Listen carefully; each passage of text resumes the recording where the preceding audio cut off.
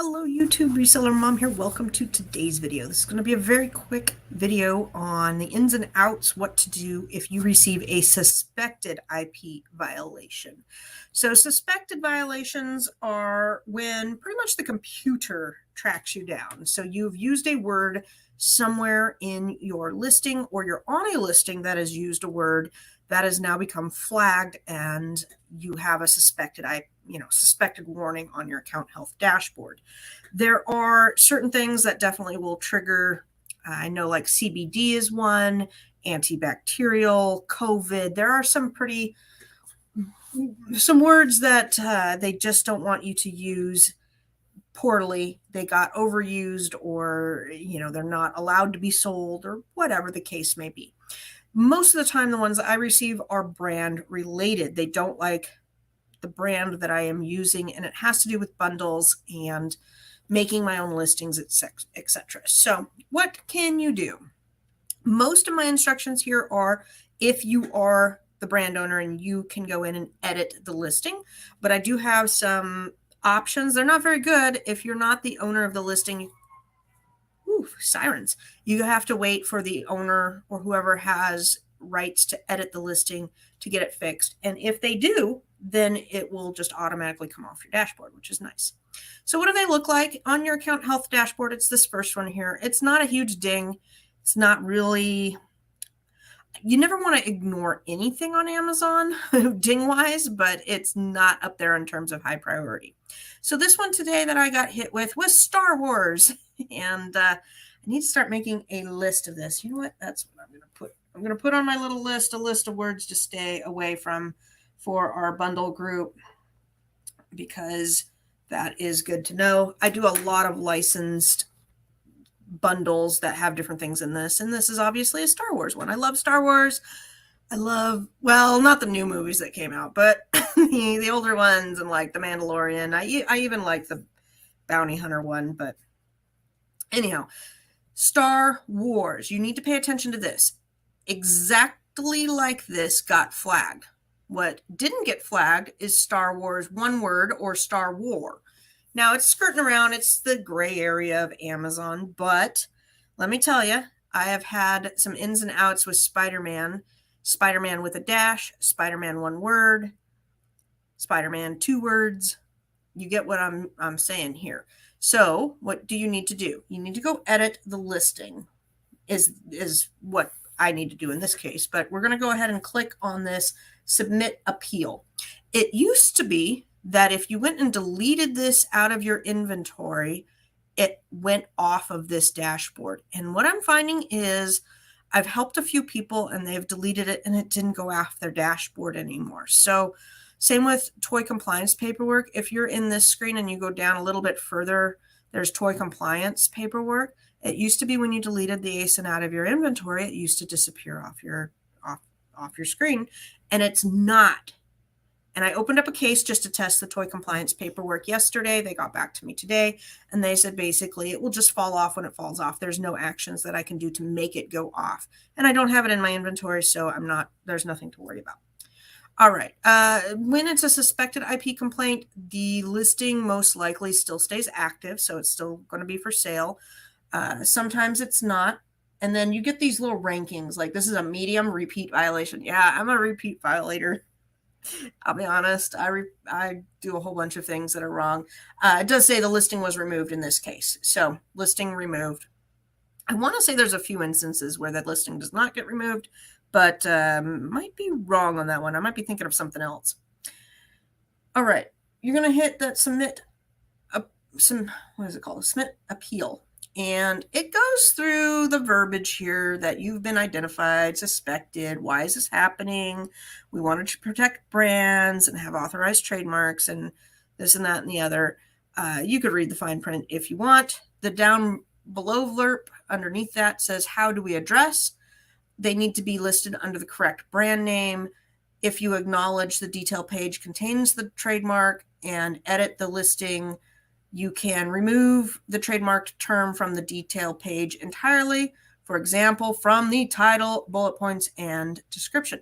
So literally, Amazon always tells you what you need to do. And some people just don't want to like read it. I don't know. I see people post all the time on the Facebook groups that I got this error, I don't know what to do. Well, they literally told you what to do. They said do this, and oops, I wanted to do this view, and you didn't do that. So I don't know. Anyhow, you need to remove from title, bullet points, product description. You also need to do the back-end keywords most of the time. So keep that in mind. It doesn't say it right here, but if you get hung up, it's the keywords as well. They've been really finicky the last few months of putting brand names in the back-end keywords. A lot of times when you're making the listing, it gets flagged and they're like, oh, you can't use a brand name in the keywords. Anyhow, change the brand name to accurately match, etc. And then you're going to click this little box and hit submit. But I wanted to show you this down here because if you are dealing with any sort of IP, any sort of violations, there usually is this right down here. And this is where you're going to fight things if you have a fight on your hand. If you believe that you are the owner of Star Wars and you are a licensed, authorized dealer of Star Wars, you're going to click down here.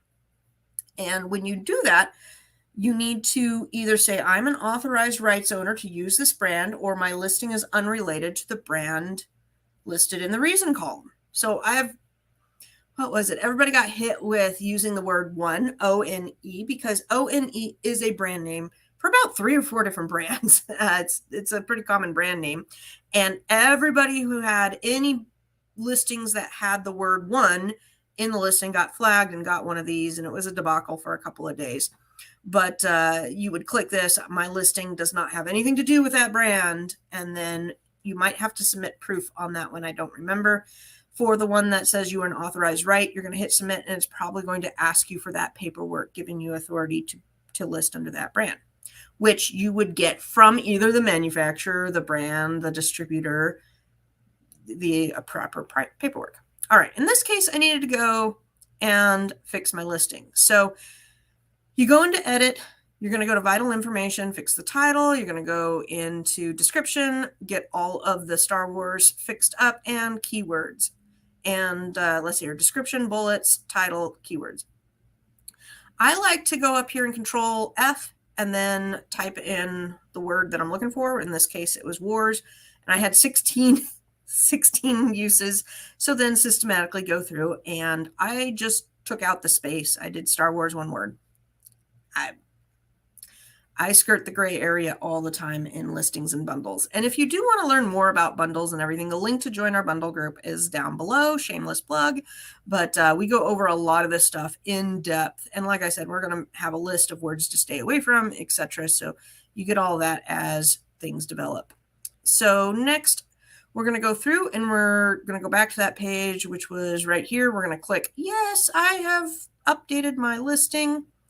I waited a little bit of time, a couple hours. I went to lunch and then hit that update, and it says we have received your submission. We will review it and get back to you in 2 to 3 days.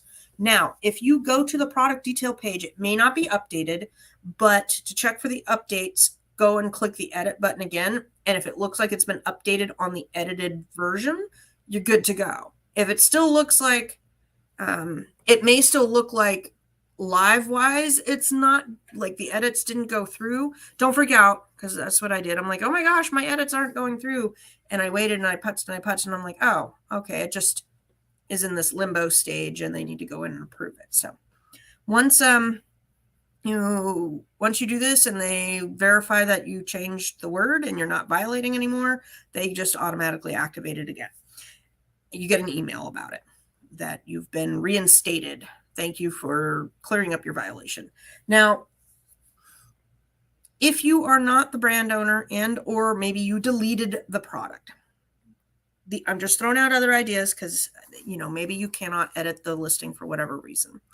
Let's say you got hit with it and you deleted it out of your inventory, but it's still on your thing. You can try re-adding it to your inventory and then going in and editing it. So that is an option. I've had to do that once or twice where I was like, oh, shoot, I deleted that. And now I can't click that I updated it. So I had to re-add it, edit, push through the violation, and then get it off my account. You can try adding it back with a flat file. I highly hate this option, but it is an option. You can open up a case. Good luck with that. Most of the cases I open are just stonewalled, so probably the least favorite of all the trying that you can do. I was working with somebody the other day, and for whatever reason, their account was inactive because their credit card wasn't working. Kept saying to update your credit card information, and she's like, that's the right information. Had no other red flags, and really all we had to do was delete that credit card and re-add it, and it freaking worked. So you're dealing with computers. You're not necessarily dealing with a logical person on the other end. So you got to try all the tricks up your sleeves and see what you can do. So open up a case, ask for advice. If you want them to call you, open up a case and have them call you. So maybe you can talk to a real person. The tips there are always to ask for somebody on the catalog team. And if you can't get somebody on the catalog team, or you do and they're still an idiot, ask for a supervisor. If you are persistent enough and pardon me, and have some history to your case, it's not like your first go at you're trying to fix something, then you can justifiably get a supervisor on the phone. The other thing you can do is they will fall off in a certain amount of time. I want to say it's 180 days. Pretty sure it's 180 days for almost anything. But here's the thing to know with Amazon. While they do fall off, they remain in your history permanently, ever. Your history there is your history there, whether you like it or not. And if you have a history of trying to fix your problems with Amazon, that plays into your account health versus if you just wait and let things drop off. Meaning, if you get a couple of real violations and you just wait for them to pop off, then any new violation coming on is going to be weighted more than previous, than if you had taken care of the problem, or at least tried to take care of. I've spoken to several account reps on this, and they have said that if they see that you try to take care of your problems, it goes a lot into your favor. So anyhow, hope this helped you guys out. Good luck out there. Please share with us, share down below in any comments if you have any questions or any experiences you want to share with us. All right, take care. Bye.